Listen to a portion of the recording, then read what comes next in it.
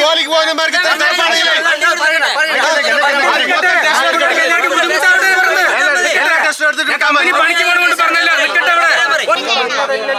ഇതില് വന്നപ്പോ മേപ്പ് തിരിച്ചു വിട്ടപ്പോ രണ്ട് വണ്ടി ഈ കമ്പനി വന്ന് തടുക്കി പ്രശ്നം ഉണ്ടാക്കി അവിടെ നിർത്തലാക്കി കേസ് ഞങ്ങൾക്ക് വരും. അത് ഞങ്ങൾക്ക് അറിയും. അതുകൊണ്ടല്ല വണ്ടികൾ പോകും അവിടെ തടുക്കിയപ്പോ തടുക്കാതെ. ഇപ്പൊ നമ്മൾ കണ്ട വീഡിയോ ഒരു കുടിവെള്ള പ്രശ്നമോ വേലി തർക്കമോ ഒന്നുമല്ല. സുമേഷ് ഏട്ടാ, ഇവിടെ വടകരപ്പതി പഞ്ചായത്തിലെ ഒരു കമ്പനി മീൻ എണ്ണ ഉണ്ടാക്കുന്ന കമ്പനിയാണ്. ആ കമ്പനി പ്രവർത്തിക്കാൻ തുടങ്ങിയത് മുതൽ ഈ പരിസരത്ത് ഒരു 5 കിലോമീറ്റർ ചുറ്റളവിൽ വളരെ ജനങ്ങൾക്ക് ജീവിക്കാൻ പറ്റാത്ത രീതിയിലുള്ള ദുർഗന്ധം വമിക്കുകയാണ്. ജനകീയ പ്രക്ഷോഭത്തിൻ്റെ ഭാഗമായി 6 മാസം മുമ്പ് കമ്പനി അടച്ചതാണ്. പിന്നീട് ഏതൊക്കെയോ രീതിയിൽ കോടതിയിൽ നിന്നൊരു അനുമതി മേടിച്ചുകൊണ്ട് കമ്പനി കഴിഞ്ഞ 2 ദിവസമായി പ്രവർത്തനം ആരംഭിച്ചിരിക്കുകയാണ്.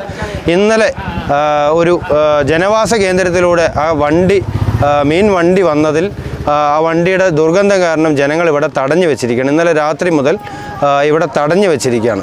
ഇത് പരിശോധിക്കണം. കാരണം അത് ചീഞ്ഞളിഞ്ഞ മത്സ്യമാണെന്ന് ഇവിടുത്തെ ജനങ്ങൾ ഒരുപാട് നാളായി ആരോപിക്കുന്നത്.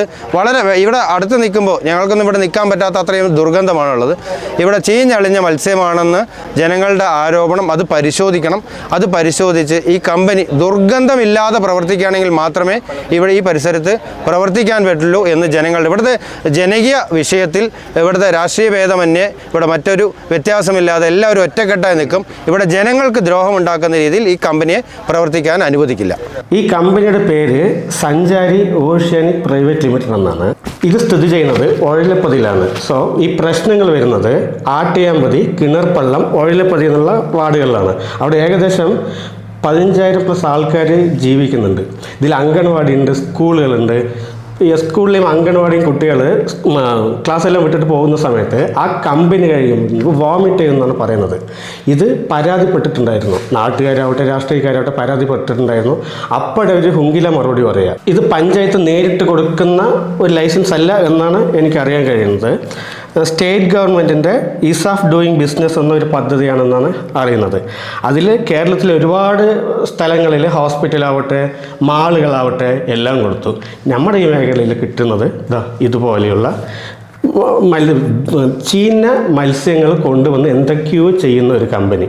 ഇവർ പറഞ്ഞത് ഫിഷ് ഓയിൽ എടുക്കുന്നുണ്ട്, ഫിഷ് പൗഡർ എടുക്കുന്നുണ്ട്, മരുന്നുകൾക്ക് ഉപയോഗിക്കപ്പെടുന്നുണ്ട് എന്നെല്ലാം പറയണു. ഇതെല്ലാം ശരിയാണെന്ന് അറിയില്ല. അപ്പോൾ അതിനെല്ലാം വേണ്ടത് നല്ല മത്സ്യം തന്നെയല്ലേ? ഇവർ ഒരുപാട് ആൾക്കാർ 2-3 പ്രാവശ്യം പരാതിപ്പെടുകയാണ്. അപ്പോൾ എന്ത് ചെയ്യും? പരാതിപ്പെടും.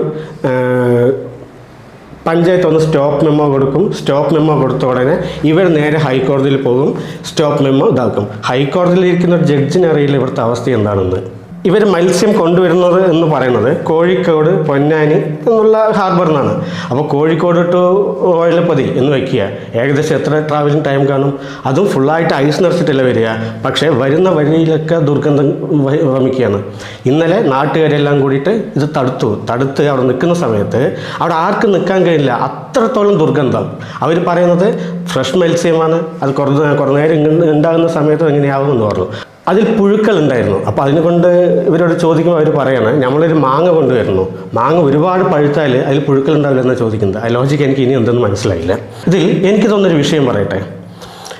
ഈ കോഴി വേസ്റ്റ് ഡബ് ചെയ്യുന്നത് വടകരപ്പതി, എരുത്തേൻപതി, കൊഴിഞ്ഞാമ്പാറ. ആശുപത്രി വേസ്റ്റ് ഡബ് ചെയ്യുന്നത് കൊഴിഞ്ഞാമ്പാറ, എരുത്തേൻപതി, വടകരപ്പതി.